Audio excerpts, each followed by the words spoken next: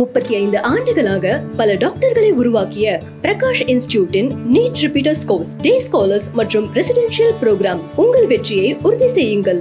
50க்கும் மேற்பட்ட உலக நாடுகளில் 100 கோடிக்கும் அதிகமான ஆகாயம் தமிழ் பார்வையாளர்களுக்கு பேரன்பும் திருநன்றியும்.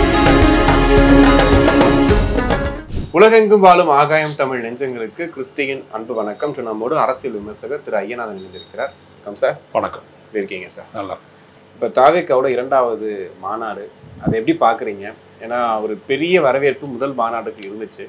அதே வரவேற்பு இப்போ இருக்குமா? லட்சக்கணக்கில் தொண்டர்கள் வருவாங்க, ஒரு பெரிய எழுச்சி, அதை தாண்டி விஜய்க்கு ஒரு திருப்பு முனையாக அமையுன்ற மாதிரி நிறைய விஷயங்கள் பேசிகிட்டு இருக்காங்க. நீங்கள் இந்த மாநாடை எப்படி பார்க்குறீங்க?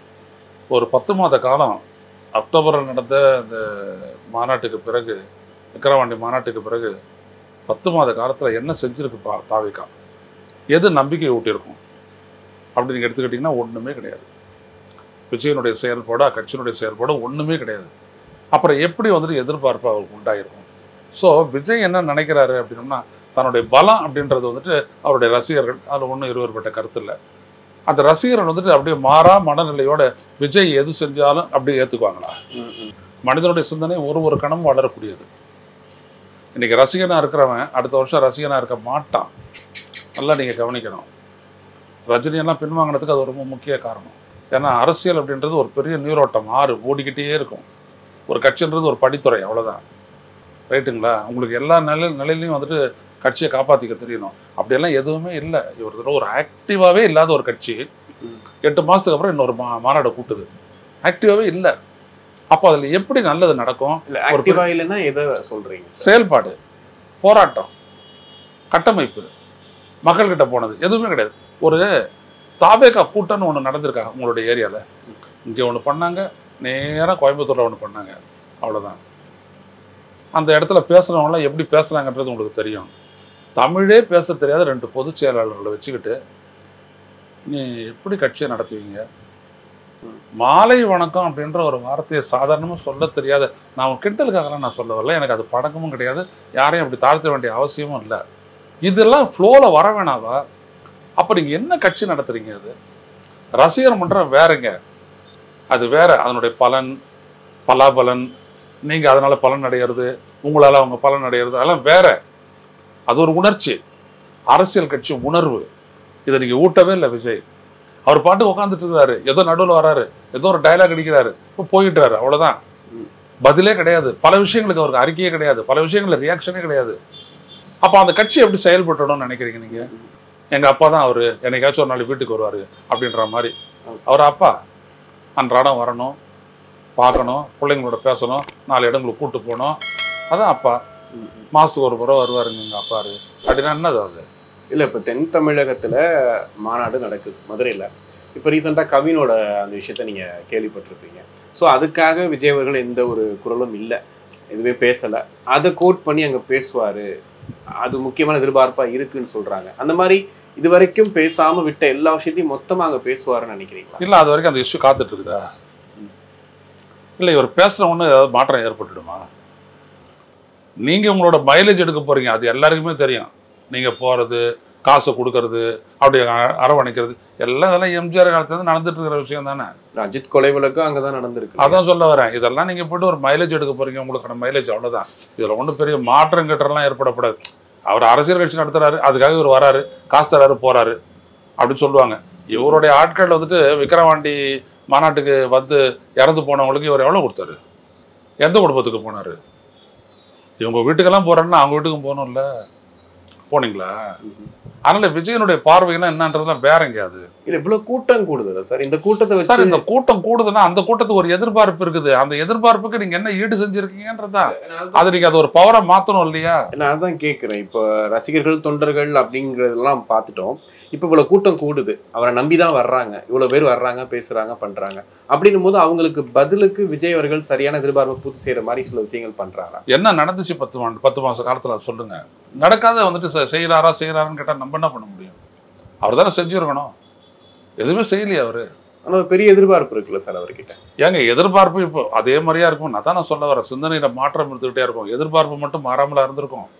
பொறுத்திருந்து பார்ப்போம் அவர் என்னதான் பண்றாருன்றதை பார்ப்போம். இல்லை இப்போ கூட்டணிக்கு டைம் இஸ் வெரி ஷார்ட். அவர் பொறுத்த வரைக்கும் காலம் ரொம்ப கம்மியா இருக்குது.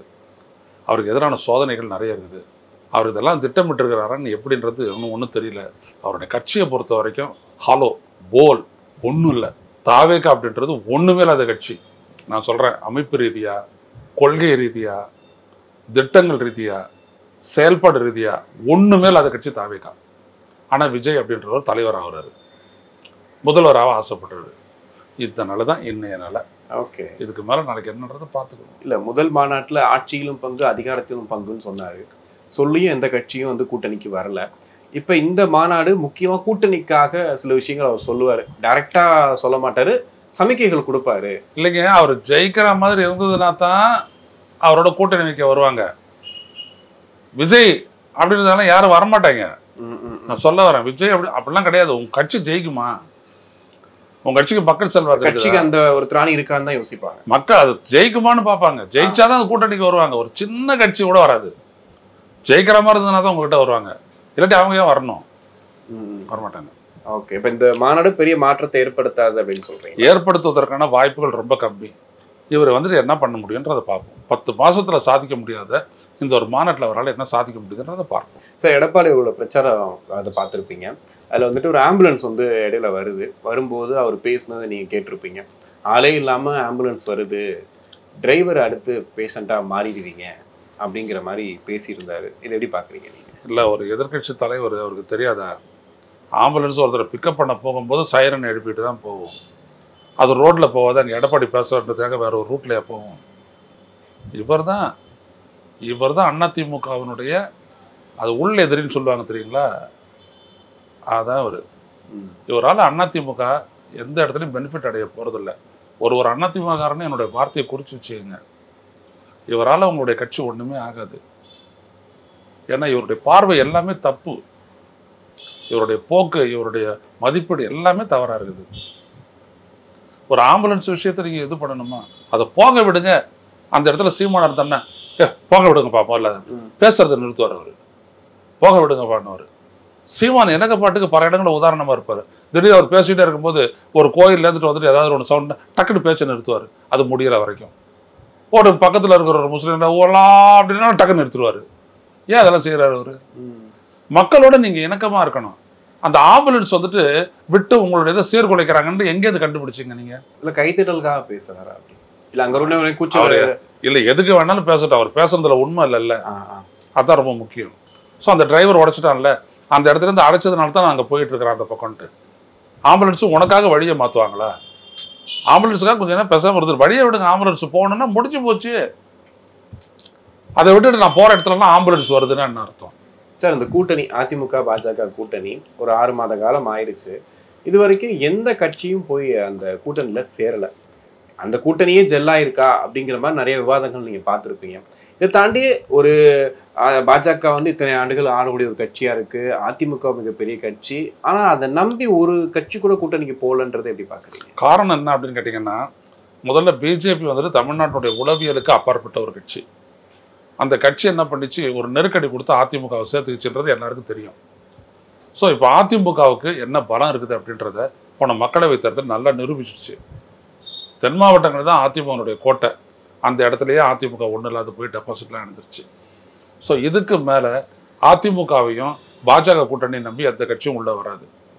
அவங்க வெற்றி பெறுவாங்கன்னு சொல்கிறதுக்கு எதுவுமே கிடையாது. அப்படி இருக்க யார் வருவா? கொள்கை ரீதியாகவும் ஒட்டு போகல. பாஜகவும் அதிமுகவும் ஓட்டு டிரான்ஸ்ஃபர் ஆகுமா சார் அப்படின்றதும் வந்துட்டு சந்தேகம். இவங்க வெற்றி பெறுவாங்களா அப்படின்றதும் பெரும் சந்தேகம். அப்படி இருக்கும்போது எப்படி வருவாங்க? கூட்டணிக்கு ஒரு கட்சி வரணும்னா அந்த கூட்டணி ஜெயிக்கிற மாதிரி இருந்தால் தான் வருவாங்க. புரியுதுங்களா? அவர் ஏதோ சொல்லிட்டு இருக்காரு. முதல்ல ஒரு பிரம்மாண்ட கட்சி, முதல்ல சொன்னார் விரிவான கூட்டணி, பெரிய கூட்டணி அமைன்றாரு. அதுக்கப்புறம் ஒரு பிரம்மாண்ட கட்சி வரும்னாரு, அதுவும் வரல. இப்போ வேற ஏதோ ஒன்று சொல்றாரு, புதிய கட்சி வரும்ன்றாரு. எது புதிய கட்சின்ற எனக்கு ஒன்றும் புரியல. எங்கேயாவது அந்த புதிய கட்சி தோன்ற போகுது அப்படின்றது யாருக்குமே தெரியல. அந்த தாவேகா அதிமுக கூட்டணி இன்னும் அந்த ஓப்பன்ல இருக்கா சார்? அந்த விஷயங்கள் இன்னும் போயிட்டு தான் இருக்கா? என்னை பொறுத்த வரைக்கும் இவங்க 2 பேருக்குமே அந்த எதிர்பார்ப்பு இருக்கு. விஜய்க்கு இருக்குது, அவருக்கும் இருக்குது. ஆனா அவருங்க விஜய் தனிச்சு போட்டியிட விரும்பல. இவர் பாஜக போச்சுனாலும் பரவாயில்ல, விஜயோட கூட்டணி வைக்கிறோம்னு விரும்புறாரு. அது மட்டும் தான் தொங்கிட்டு இருக்குது. ஓகே, கடைசி நிமிஷம் பாஜக விட போறது இல்லை. பாஜக விடாதுங்க, அதிமுக விடாது. அது அதிமுகக்குள்ளேயே அது ஆட்கள் எல்லாம் சொல்லிவிடுச்சு. செங்கோட்டையன் வரைக்கும் பாஜக ஆட்கள் தான். அப்புறம் என்ன இருக்குது அந்த கட்சியில? ஓகே, இல்ல கடைசி நிமிடத்துல மாறுறது கூட வாய்ப்புகள் கிடையாது. அது இவங்க கொடுக்குற சீட்ல ஒரு முரண் ஏற்படும் எல்லாரும் எதிர்பார்க்குறாங்க. அவங்க நிறைய சீட்டு கேட்பாங்க, இவர் இல்லைன்னு சொல்லுவாரு, அதனால அந்த கூட்டணி உடையன்னு எதிர்பார்க்குறாங்க. அப்படி ஒரு நிலை ஏற்பட்டுச்சுன்னா எடப்பாடிக்கு ஆபத்தா அதை திருப்பிடுவாங்க பாஜக. அது ரொம்ப தெளிவா இருப்பாங்க. அவங்க பிடிச்சது புடிதான். அந்த உடம்பு பிடியில இருந்துட்டு அதிமுகவால வெளியேறவே முடியாது. கண்டிப்பா சார், நிறைய விஷயங்கள் பேசணும். நேரத்துக்கு நன்றி. 35 ஆண்டுகளாக பல டாக்டர்களை உருவாக்கிய பிரகாஷ் இன்ஸ்டிடியூட்டின் நீட் ரிப்பீட்டர்ஸ் கோர்ஸ், டே ஸ்காலர்ஸ் மற்றும் ரெசிடென்ஷியல் ப்ரோக்ராம். உங்கள் வெற்றியை உறுதி செய்யுங்கள்.